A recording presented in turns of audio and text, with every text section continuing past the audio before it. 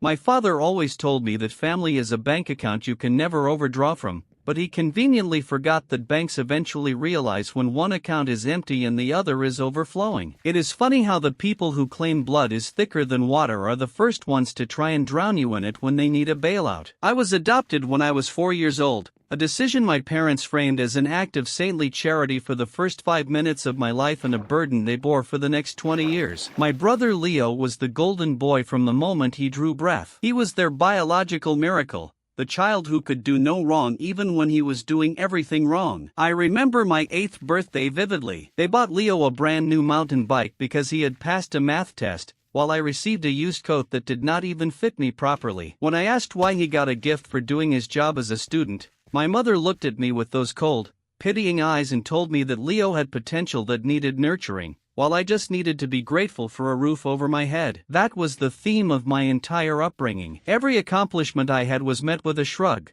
while every minor inconvenience Leo faced was treated like a national tragedy that required their full financial and emotional intervention. I spent my teenage years in the shadow of his failures. When he crashed his first car because he was driving recklessly, my parents bought him a better one the next week. When I broke my arm falling off my bike, I was told to stop being clumsy because they did not have the extra money for another medical bill. I learned very early on that I was not a daughter. I was an insurance policy, a backup character in their family drama, and a convenient scapegoat whenever things went sideways for their precious son. I left home the day after I turned 18 and I never looked back. I worked 3 jobs to put myself through night school while Leo was busy blowing through his college fund at a private university where he majored in partying. They did not even show up to my graduation. I told them about it, of course, but my father told me he could not make it because Leo was going through a tough breakup and needed his support. I started my business in a tiny studio apartment that smelled like damp carpet and instant noodles. It was a logistics and supply chain software company. I spent years grinding,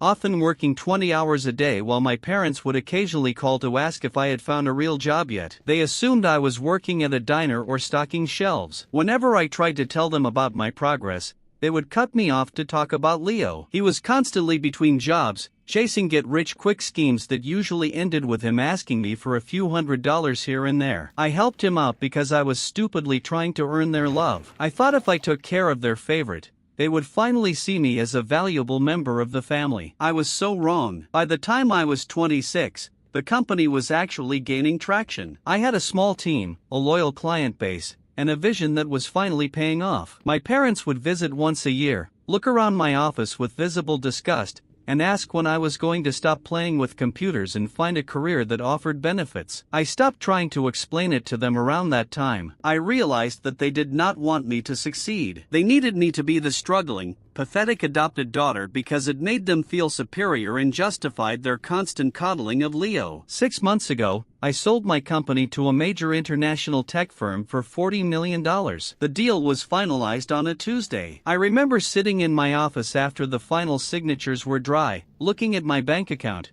and feeling absolutely nothing for my family. No urge to call them, no desire to shout from the rooftops. I just felt a profound sense of relief that I was finally free from the narrative they had written for me. I kept the sale entirely quiet. No social media posts, no fancy cars, and no lifestyle creep. I wanted to see who they would be if they thought I was still their little failure. I continued living in my modest house and driving my reliable sedan. I knew the invitation to dinner was coming. It arrived on a Sunday afternoon, a short text from my father demanding my presence at their house. He said there were serious matters to discuss regarding the family, which was code for Leo needed something and I was the intended victim. When I arrived, the air was thick with expectation. My mother barely looked up from her wine glass, and Leo was sitting at the head of the table looking like a man who had lost a war. My father started the conversation before I had even taken a bite of my salad. He launched into a lecture about unity and the importance of supporting those who share your blood. He said that Leo had fallen on some hard times and that his mortgage payments were 3 months behind. He looked me straight in the eyes and said it was time for me to step up and pay off his debt. He told me that since I had taken so much from them in terms of love and support as a child, it was only fair that I gave back now that I was an adult. The entitlement in his voice was so sharp it could have cut glass. I sat there and listened to him list all the ways I supposedly owed them. He talked about the food they bought me, the clothes they provided,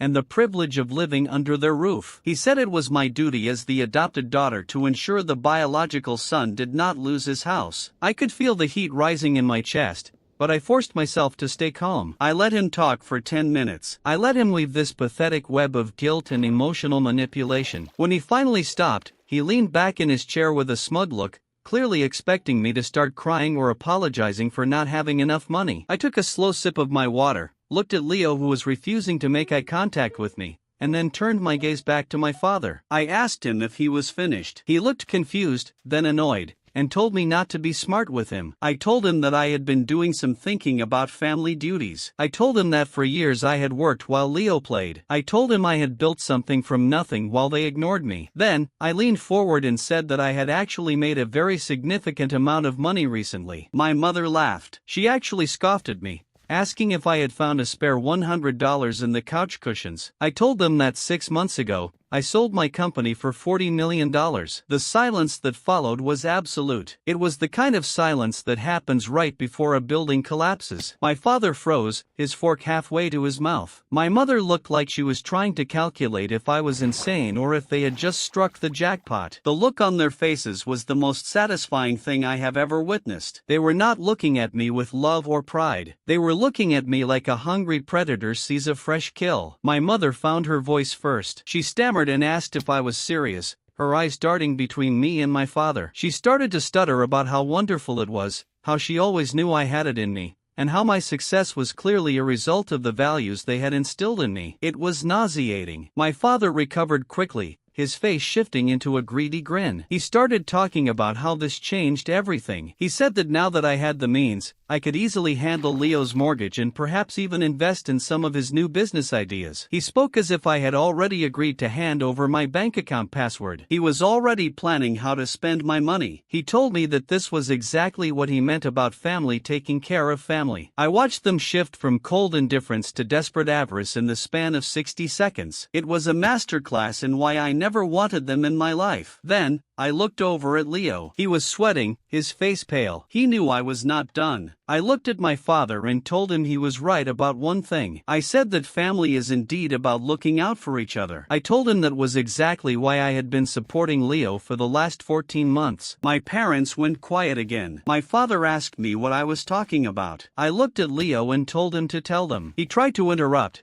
but I started reciting the dates and amounts. I told them that Leo had been coming to me behind their backs for over a year. He had borrowed $60,000 in total for gambling debts and failed schemes, none of which he had paid back. The revelation hit the table like a bomb. My mother gasped and clutched her chest. My father looked at Leo with such fury that I thought he might actually hit him. The golden child was not just struggling with a mortgage. He was a complete financial wreck who had been using his supposedly worthless adopted sister as his personal ATM while maintaining the facade of a successful businessman to our parents. I looked at my father and asked him how it felt to realize that the son he sacrificed me for was actually the one failing and the daughter he discarded was the one who kept him afloat. I told them that I was done. I was not paying his mortgage, I was not covering his debts, and I was certainly not going to be a part of this toxic circus for one more second. My father tried to yell at me, calling me ungrateful and saying I owed them for my upbringing. I stood up and told him that my debt was paid in full the moment I stopped being their project. I looked at Leo, who looked like a broken child,